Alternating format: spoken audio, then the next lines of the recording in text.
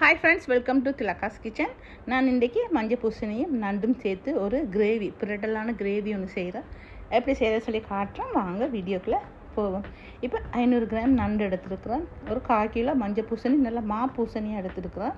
அதில் கருவேப்பிலை, பச்சை மிளகாய், ஒரு வெங்காயம், பூண்டு ஒரு 7-8 பல்லு பூண்டு, தக்காளி பழம் 1, இவ்வளவும் இதில் இப்போ சேர்த்துருக்குறோம். இதுக்கு நான் வதக்கி சமைக்கல, இப்படி பச்சையாகவே சமைக்கிறேன். இப்போ தேவையான அளவு மஞ்சத்தூளும் கொஞ்சமாக வெந்தயமும் சேர்க்குறோம்.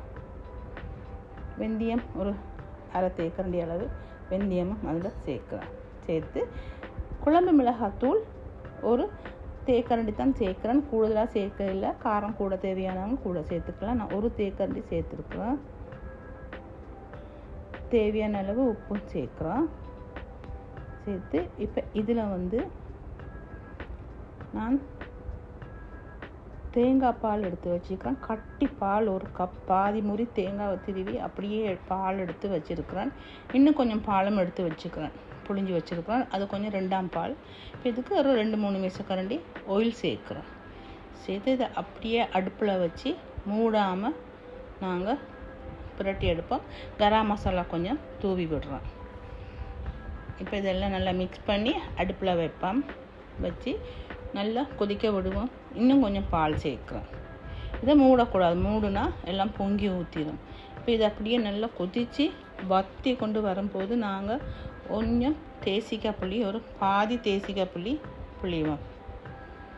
இப்போ இது நல்லா இன்னும் கொஞ்சம் வற்றணும், எண்ணெய் திரிஞ்சு வரணும். இப்போ எலுமிச்சம்பழம், பாதி எலுமிச்சம்பழம் புளிகிறோம். புழிஞ்சி எல்லாம் இறுக்கி கொண்டு வரும்.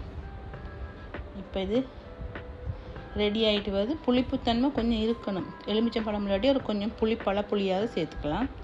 இப்போ இதெல்லாம் நல்லா டேஸ்டெல்லாம் அளவாக இருக்கும். உப்பு, புளி, காரமெல்லாம் அளவாக இருக்குது. நான் காரம் கூடுதலாக சேர்க்கல. இப்போ இது பிரட்டெல்லாம் இன்றைக்கி இது தான் எங்களுக்கு லஞ்ச். நண்டு பிரட்டல், இறால் பிரட்டல், நண்டுட சொதி, கால் வச்சு சொதி, ஒயிட் ரைஸ்.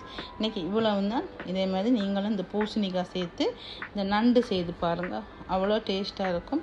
சாப்பிட்றதுக்கு மா பூசணிக்காவாக இருக்கணும். சில பூசணிக்காய் தண்ணி பூசணிக்காவாக இருக்கும். இது நல்ல மா பூசணிக்காய், நல்ல ஒரு டார்க்னஸ் கலர் உண்டு. அப்படி இருக்கிற பூசணிக்காய் பார்த்து வாங்குங்க. லைட் கலராக இருக்கிற மஞ்சள் பூசணிக்காய் வாங்காதீங்க. இன்றைக்கி இவ்வளவு தான் பாருங்கள். எங்களோட லஞ்ச் சண்டே ஸ்பெஷல்.